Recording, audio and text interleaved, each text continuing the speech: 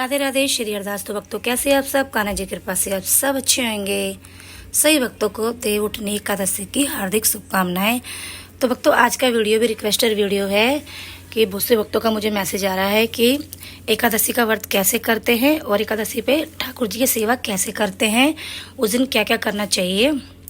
तो भक्तों और यही पूछा है कि जो लास्ट के कार्तिक के जो 5 दिन होते हैं उसमें सेवा कैसे की जाती है और कार्तिक कैसे स्नान किया जाता है। तो भक्तों सबसे पहले मैं आपको बताती हूँ, एकादशी है 12 नवंबर की, जिसमें ठाकुर जी को स्नान कैसे करते हैं और सेवा कैसे की जाती है। सबसे पहले मैं आपको ये बता रही हूँ, उस दिन सुबह ब्रह्म मुहूर्त में उठकर सुबह 4 बजे 5 बजे के बीच में स्नान कर खाली बाल्टी में गंगा जल डालकर उसमें हमें स्नान करना होता है और साबुन वगैरह कुछ नहीं लगानी होती है और ना कोई कोलगेट वगैरह इस्तेमाल करनी पड़ती है। उसके बाद खुद स्नान करने के बाद ठाकुर जी को पंचामृत से स्नान करवाना होता है और ठाकुर जी को पीले वस्त्र पहनाने होते हैं। और उसके बाद ठाकुर जी को आप भोग लगा सकते हो। देखो वैसे ठाकुर जी का व्रत नहीं होता, आप ठाकुर जी को अन्न का भोग भी लगा सकते हो, कोई डर नहीं है। मगर ये है हम इसलिए लगाते हैं फल का व्रत, तो फल का भोग इसलिए लगाते हैं कि ठाकुर जी को हम फल अर्पित करते हैं, जो भोग लगाते हैं वो हम लोग भी प्रसाद में ग्रहण कर लेते हैं उस दिन, क्योंकि तो वो जो प्रसाद होता है तो हम लोग ग्रहण कर लेते हैं, इसलिए हम ठाकुर जी को फल का भोग लगाते हैं। आप भी फल का भोग लगा सकते हो। अगर आप लोग करते हो एकादशी या फिर उठाना चाह रहे हो तो आप उस दिन से एकादशी भी उठा सकते हो। जो हर 15 दिन की एकादशी आती है वो पूरे महीने की, मतलब पूरे साल की 26 एकादशी होती है।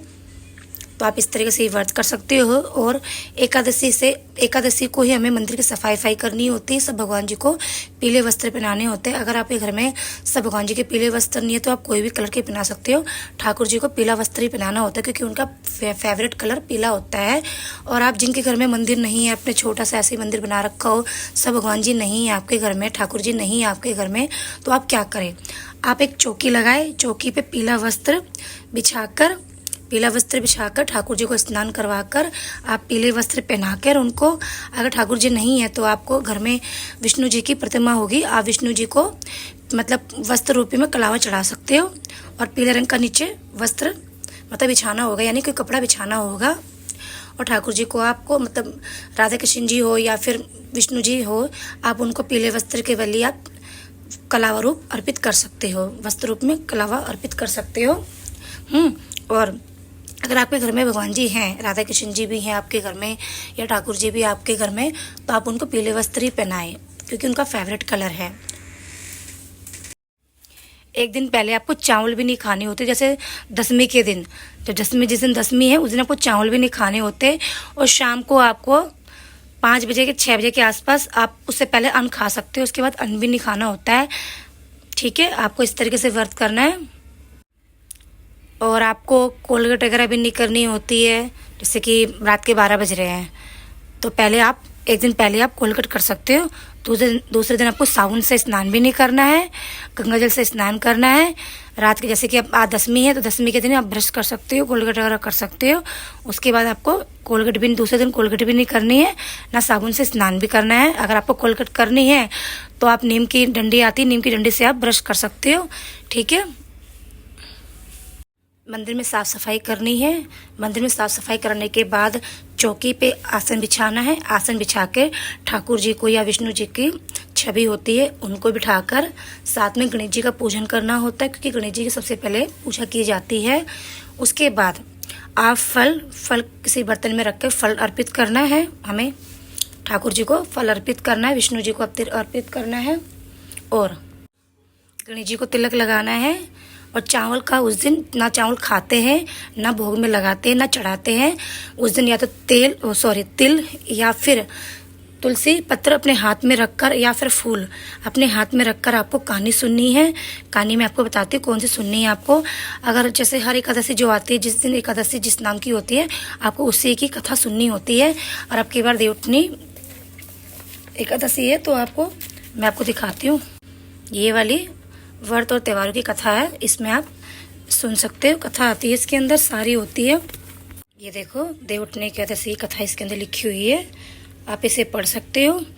पढ़ने के बाद पढ़ने के बाद आपको आरती करनी होती है, भगवान जी की आरती करनी होती है। और आरती आपको कपूर से ही करनी होती है, क्योंकि कपूर से आरती ज़्यादा अच्छी होती है। मतलब भगवान जी को कपूर बहुत प्रिय है और कपूर की आरती अच्छी होती है करना। तो आप कपूर की आरती कीजिए। और जो कथा आपने सुनी है, जो हाथ में आपके तुलसी पत्र है, उस तुलसी पत्र को ठाकुर जी के चरणों में तुलसी पत्र को ठाकुर जी के चरणों में अर्पित करने। विष्णु हरि है तो विष्णु हरि के चरणों में अर्पित करने हैं। अगर लड्डू गोपाल जी तो लड्डू गोपाल जी के चरणों में अर्पित करने हैं। और इसके बाद आपको आरती करनी है। आरती आप ठाकुर जी की कोई भी आरती कर सकते हो, चाहे ओम जय जगदीश सिया रे ये वाली कर सकते हो, चाहे बाकी बिहारी जी कर सकते हो, चाहे कोई भी कर सकते हो आप आरती। आरती करने के बाद हमें एकादशी महारानी की भी आरती करनी है। अगर आरती आपको नहीं आती तो आप एकादशी जो 26 एकादशी के नाम लेने हैं आपको, उन सभी एकादशी के नाम लेने के बाद एकादशी महारानी को ठाकुर जी को प्रणाम कर कर, जो हमारे हाथ में फूल थे, तुलसी पत्र तो हमने चढ़ा दिए बिहारी जी के चरणों में, और जो फूल है, फूल सब भगवान जी को माला पहनानी है। और हमें फूल का आसन भी देना है, यानी कि जब हम ठाकुर जी को यहाँ बिठाएंगे तो फूलों का आसन भी देना है। यानी कि जैसे कि हमने चौकी लगाई है, चौकी के ऊपर भगवान जी सबको माला पहना दी हमने फूलों की। अगर फूलों की माला नहीं लेके आते आप तो फूल भी अर्पित कर सकते हो सब भगवान जी को। यानी कि ठाकुर जी को बिठाओ तो उससे पहले चरणों में फूल रखना है, उसके बाद ठाकुर जी को बिठाना उसके ऊपर। और जो हमारे हाथ में फूल और ये जल, सूरज जी को अर्घ देना हमें। अर्घ देने के बाद आप तुलसी महारानी में भी दीपक जलाओगे और तुलसी महारानी को भी जल अर्पित करोगे। और आप चाहो तो आपकी मर्जी है तो आप तुलसी महारानी की परिक्रमा लगा सकते हो 108।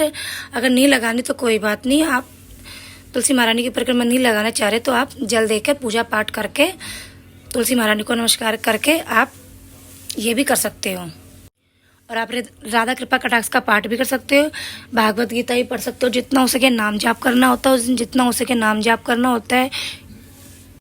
विष्णु हरि से रिलेटेड जितनी भी चीज़ें होती हैं, जैसे कि राधा कृपा कटाक्ष का पाठ होगा, ओम नमो भगवते वासुदेव का जाप भी कर सकते हो। जो भी आपको प्रिय नाम है आप उसका जाप कर सकते हो। और ठाकुर जी को आप फल का भोग लगा सकते हो पूजा करने के बाद। जैसे ठाकुर जी की सेवा हम रेगुलर करते हैं उस तरीके से सेवा करनी है फिर हमें उसके बाद। और फिर शाम को भी हमें क्या करना है, शाम की धूपबत्ती पूजा पाठ करने के बाद हमें शाम को पंडित जी को हमें फल दे के आना होता है। फल दे के आने के बाद हमें घर में यानी कि घर में आप चाहे सामक खिचड़ी बना सकते हो, सामक की खीर बना सकते हो, चाहे कुट्टू के पकौड़े, चाहे कुट्टू की रोटी, जो आपको खाना है, चाहे फलाहार भी कर सकते हो, यानी कि फल भी खा सकते हो। आप इस तरीके से व्रत करो, ठाकुर जी को भोग लगाओ पहले, उसके बाद आप खुद खाओ। और फिर दूसरे दिन क्या करना है, ये उन लोगों के लिए जो एकादशी करते हैं, और जो एकादशी नहीं कर रहे, जो नहीं करते या नहीं उठाना चाह रहे, उन लोगों के लिए क्या है, आप ठाकुर जी की सेवा करते हो तो ठाकुर जी को आपको भोग तो लगाना ही है। ठाकुर जी को पंचामृत से स्नान भी करवाना है और पीले वस्त्र भी पहनाने हैं। और पूजा पाठ जैसे रेगुलर की होती है आप वैसे ही करें, ठीक है। और उसके बाद दूसरे दिन क्या करना है हमें, दूसरे दिन हमें ठाकुर जी को सुबह चावलों का भोग लगाना है। चावलों का भोग लगाने के बाद ठाकुर जी को चावलों का भोग लगाने के बाद आप पंडित जी को चावलों का भोग दे के आना है। यानी कि कच्चे चावल का जो कच्चे चावल और बूरा होती है ना, अब वो सीधा दे के आओगे मंदिर में। और जो ठाकुर जी को हम सुबह मतलब दूसरे दिन द्वादशी के दिन हम ठाकुर जी को स्नान कराएंगे नॉर्मल जल से। उस नॉर्मल जल को अपने हाथ में लेकर आपको इसको पीना भी है। और चावलों का भोग ठाकुर जी को लगाकर पूजा पाठ करके फिर आपको वही चावल से अपना व्रत खोलना है। फिर आप जैसे आप खाना खाते हो वैसे ही खाना खा लेना, इस तरीके से व्रत करना। और जब आप व्रत करना स्टार्ट करोगे तो आपको संकल्प लेना पड़ेगा कि मैं आज से एकादशी महारानी ठाकुर जी, मैं आपके नाम का व्रत कर रही हूँ, एकादशी आज से उठाना चाह रही हूँ, एकादशी करना चाह रही हूँ मैं आपके लिए। तो आप मुझसे कोई गलती हो तो मुझे क्षमा करना। और इस तरीके संकल्प करके आप पूजा पाठ स्टार्ट करना, एकादशी उठा सकते हो आप, ठीक। और ये कार्तिक मास के जो 5 दिन कैसे करते हैं मैं दूसरे वीडियो में बताऊँगी आप सबको। तो राधे राधे, श्री अरदास। और उस दिन क्या है, तुलसी महारानी का विवाह भी है उस दिन। तो आप जो देव उठनी एकादशी पे उस दिन हमारे ठाकुर जी यानी कि हमारे सालिग्राम जी और हमारे तुलसी महारानी का विवाह है। आप उस दिन क्या करें, तुलसी महारानी को रेड कलर की चुन्नी उड़ानी है, आपको श्रृंगार अर्पित करना है, मेहंदी उसमें तिलक मतलब बिंदी, मेहंदी, चूड़ी, जो भी आपकी श्रद्धानुसार आप वो श्रृंगार लेके आओ। और तुलसी महारानी को चुन्नी उड़ाकर आप उसमें दीपदान करें, पूजा पाठ करें। और आप उस दिन 365 बत्ती भी जला सकते हो, क्योंकि पूरे साल में कई बार हम लोग मिस हो जाती है, जैसे हमसे पूजा नहीं हो पाती, कहीं हम चले जाते हैं या फिर हमारे पीरियड्स प्रॉब्लम हो जाती है तो उस टाइम हम हाथ नहीं लगा पाते, तो आप 365 बत्ती आप जला सकते हो उस दिन।